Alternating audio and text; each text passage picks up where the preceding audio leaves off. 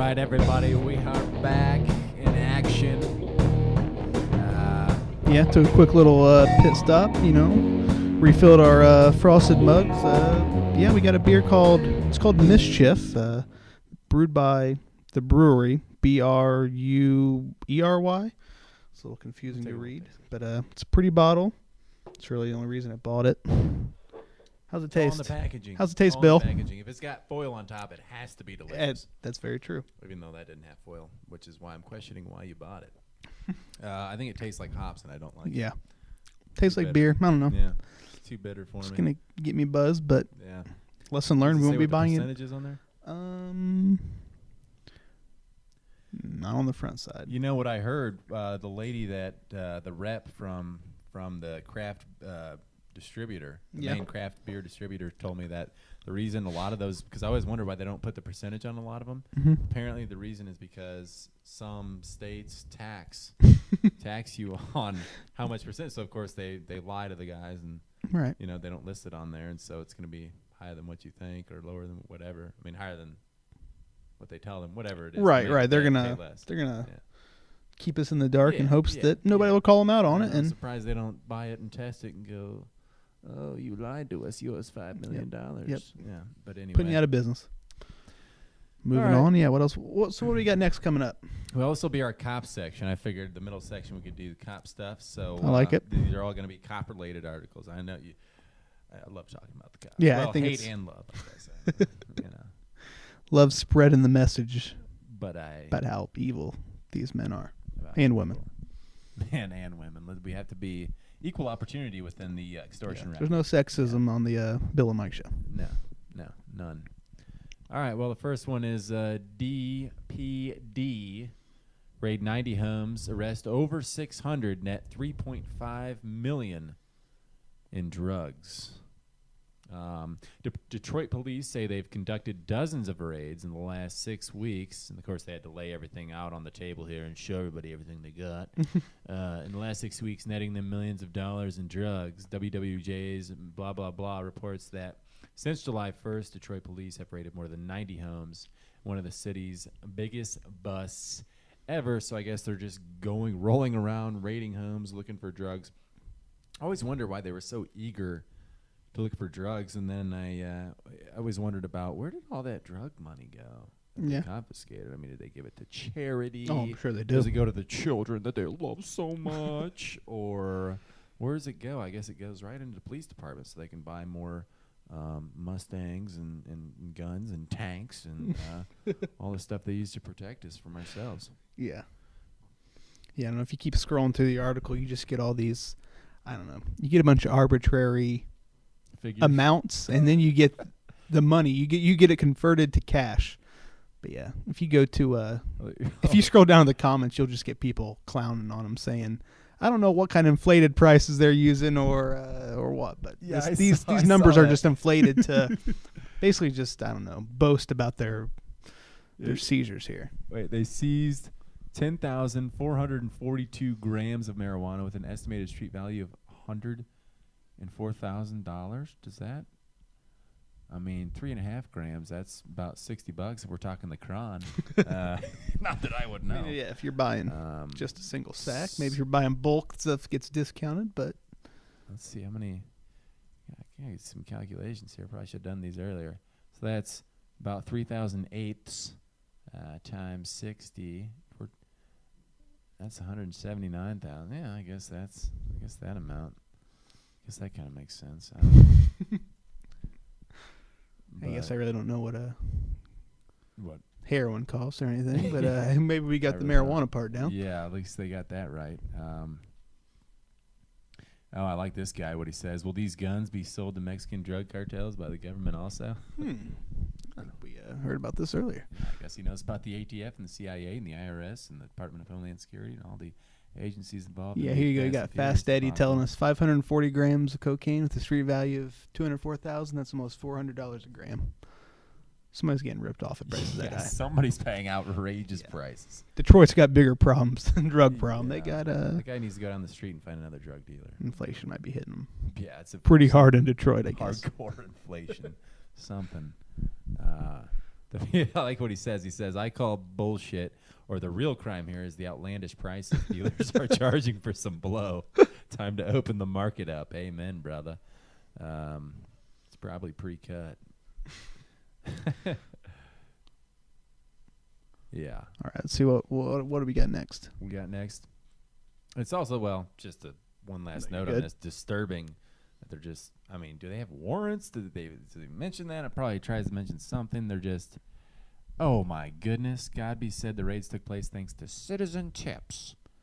A trend he's been happy to see develop. Yeah, I think that in the article they talk about noticing that, drug deals were blocking up the streets and making it real noticeable. So these guys just weren't doing a very good job of being discreet, I guess. Oh, my goodness. Oh, it's all to save the children. Look at this tough guy. This guy looks real tough. I wouldn't want to run into this guy. Off-duty Portland officer arrested for attempting to elude driving under the influence. An off-duty Portland police officer was arrested Thursday on suspicion of drunken driving following a police chase in blah, blah, blah county. Sean Southern, the world's biggest badass, obviously from this picture, I can tell. 38 was booked about 6:15 a.m. at the blah, blah, blah county jail on accusations of reckless endangerment, attempting to elude officers, and driving under the influence.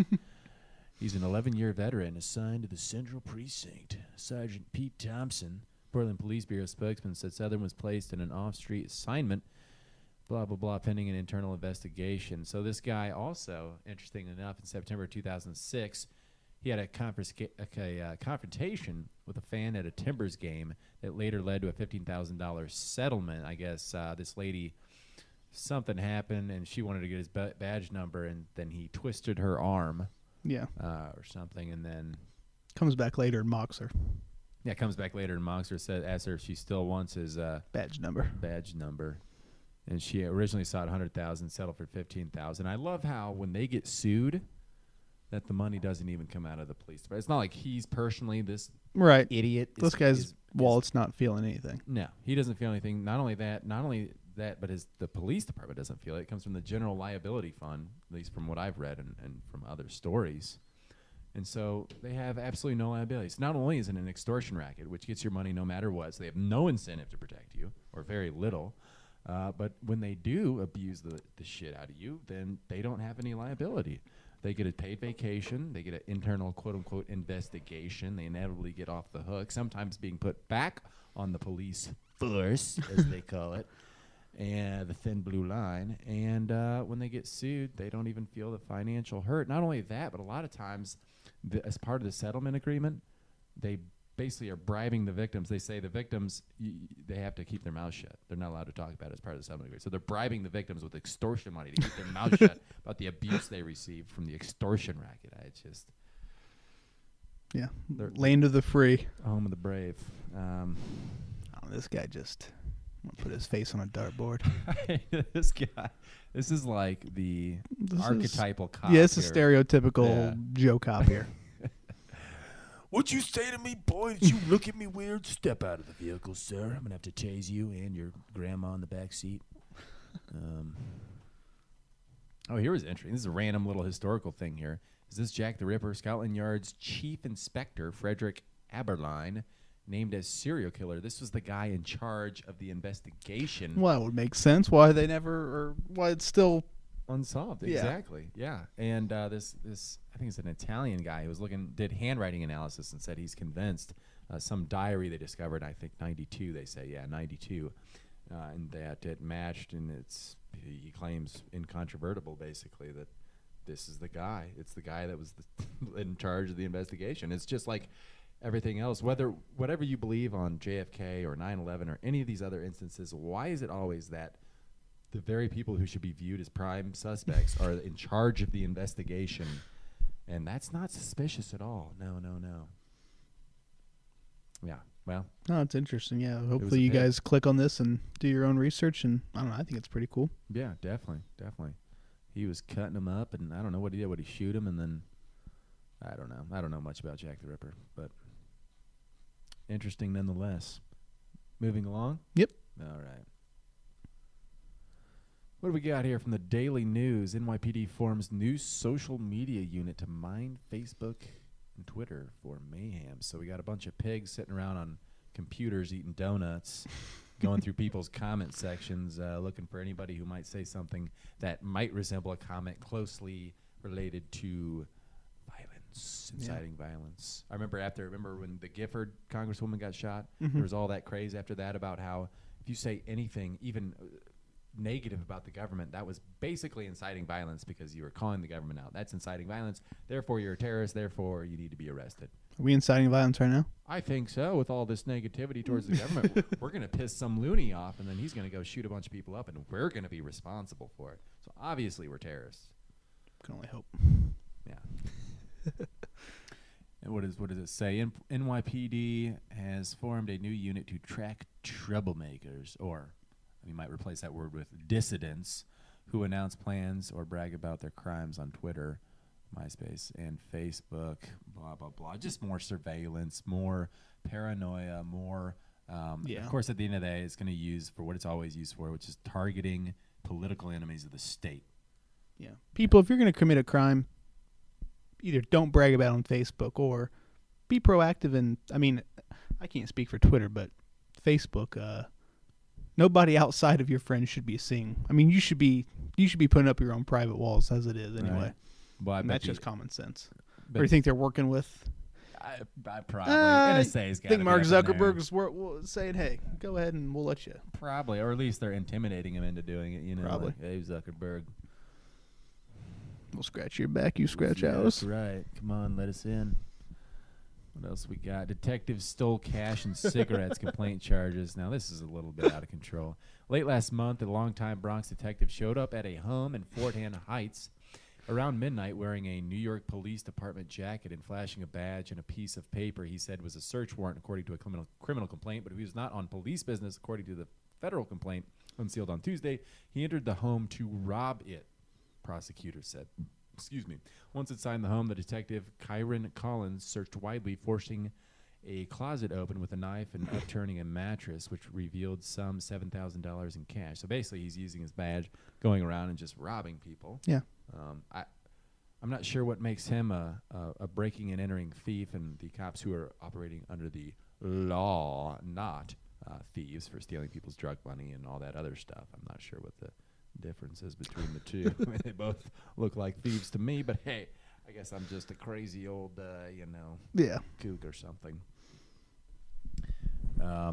Remember in Indiana, not too long ago, there was the Indiana Supreme Court ruled that you are viewed as criminal. Even if the police break into your home illegally, you're viewed as criminal for resisting them in any way, shape, and form. Pretty much bow to them and let them. So, I mean, this calls this into, I mean, this like, well, what if?